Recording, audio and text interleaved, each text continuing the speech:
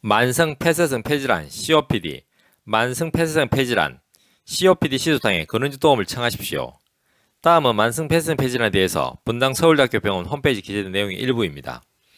관리 및 치료, 이 병은 기본적으로 완치가 되는 병은 아니며 잘 관리하는 것이 중요한 병입니다. 따라서 환자나 가족이 이 병에 대해서 잘 알고 의료진과 긴밀하게 의논하는 것이 필요합니다.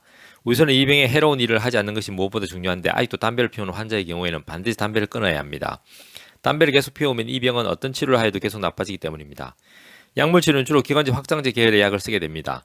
만성 폐쇄성 폐질환에서 약물치료는 폐기능을 호전시킨다기보다는 현재의 증상을 개선하고 2차적으로 발생하는 내과적인 합병증을 예방하고 치료하는 데 주가 되며 호흡 곤란과 만성적인 기침의 호흡 기증상을 감소시켜서 환자의 삶의 질을 향상시키는 것입니다. 이러한 증상의 개선에는 다양한 종류의 기관지 확장제와 흡입제 등이 사용될 수 있습니다. 기관지 확장제는 먹는 약이 있고 또 흡입제가 있습니다. 흔히 우리나라에서는 환자분들께서 먹는 약을 선호하고 흡입제 효과를 과소평가하는 경향이 있는데 흡입제는 이 병의 치료에서 매우 중요한 역할을 하므로 흡입제를 처방받는 경우 이를 올바르게 충실히 사용하는 것이 중요합니다. 흡입제의 형태와 종류는 매우 다양하며 담당 의사가 가장 적합한 약제를 골라 드릴 것입니다. 치료에 대한 목표는 급성 악화를 막는 것입니다. 감기 같은 감염이 있을 때 발생하게 되는데 급성 악화가 있는 경우 3년 이내 사망률 50%에 이를 정도로 심각하여 급성 악화가 생긴 경우 앞으로 발생하지 않도록 하는 것이 중요합니다. 따라서 호흡기 증상이 새로 발생하거나 악화되는 경우 빨리 호흡기 내과의 진료와 치료가 필요하며 최근에는 임상 시험 약제 등이 급성 악화를 방지하는 효과가 있는 약제도 있어 여러 방면으로 최대한 급성 악화를 막는 것을 의료진과 적극적으로 상의해야 합니다. 겨울주 독감 유행 시기에 앞서서 독감 예방 주사를 맞으면 예방 효과를 볼 수 있고 감기에 걸려도 증상이 가볍게 됩니다. 따라서 만성 폐쇄성 폐질환 환자에게는 매년 독감 예방을 권유하고 있습니다. 또한 폐렴 예방 접종도 받으시는 것이 좋습니다.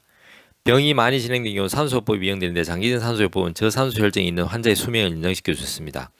최근에는 가정에서도 산소 치료를 할 수 있는 여러 기구들이 개발되어 있으며 경우에 따라서는 휴대용 산소를 이용하여 외출할 수도 있습니다. 만성 폐쇄성 폐질환 환자는 흡연에 따른 다른 심장 질환, 혈관 질환을 가지고 있는 경우가 많으므로 이러한 질환에 대한 관리도 필요합니다.